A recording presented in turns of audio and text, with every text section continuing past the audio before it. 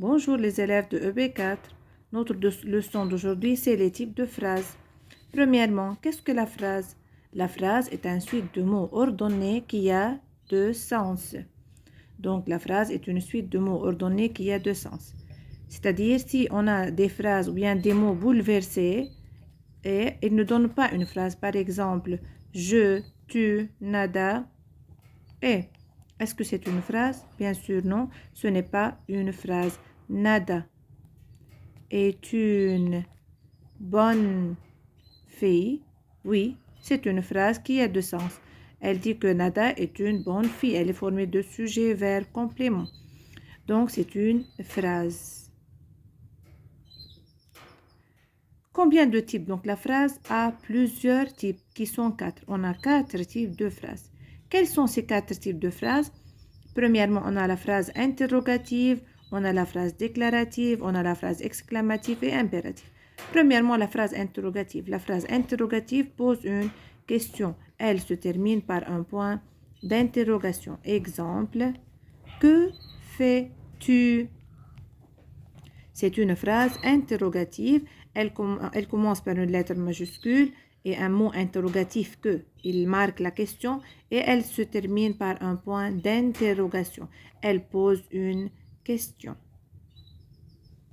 Elle se termine par un point d'interrogation. Autre que fais-tu? Que manges-tu? Qu'est-ce que tu fais? Pourquoi tu pleures? Etc. Quel est ton nom? Etc. Donc, il y a plusieurs mots qui indiquent la question que, pourquoi, quel, comment, qui, etc. Donc, toutes les phrases interrogatives se terminent par un point d'interrogation. C'est le premier type de phrase. On passe deuxièmement pour la phrase déclarative. La phrase déclarative, c'est une phrase normale. Elle donne une information. Elle se termine par un point et bien sûr, elle commence par une lettre majuscule. Par exemple, le directeur distribue les examens. Donc, le directeur distribue les examens ou bien distribue les contrôles. Donc, c'est une phrase qui nous informe sur l'action du directeur. Qu'est-ce qu'il fait le directeur? Il distribue les examens. Alors, c'est une phrase déclarative qui donne une information et elle se termine par un point. Passons maintenant pour la phrase exclamative. La phrase exclamative, elle exprime un sentiment fort. Elle se termine par un point d'exclamation. Que ça veut dire sentiment fort? Le sentiment fort, c'est-à-dire la joie, la tristesse, la peur, l'admiration,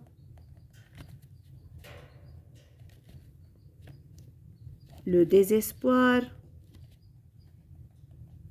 la surprise. Ce sont tous des sentiments forts. Donc, ce sont tous des sentiments, des émotions.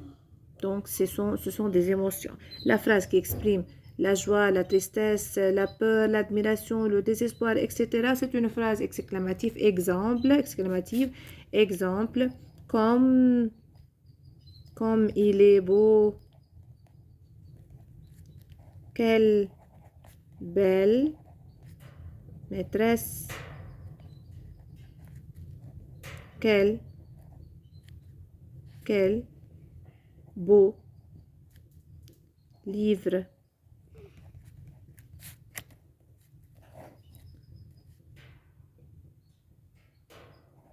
Qu'elle est belle.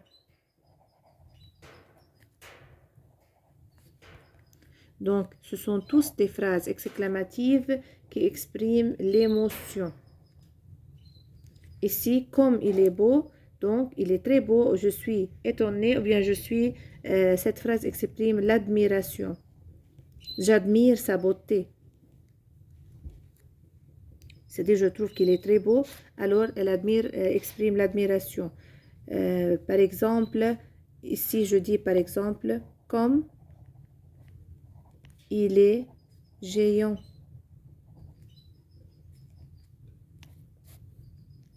Comme il est effrayant. C'est-à-dire, il fait peur. Il fait peur. Donc, cette phrase exprime la peur. Quand même, donc, elle exprime l'émotion. Donc, que ce soit la peur, que ce soit l'admiration, que ce soit la tristesse, le désespoir, la surprise, la joie.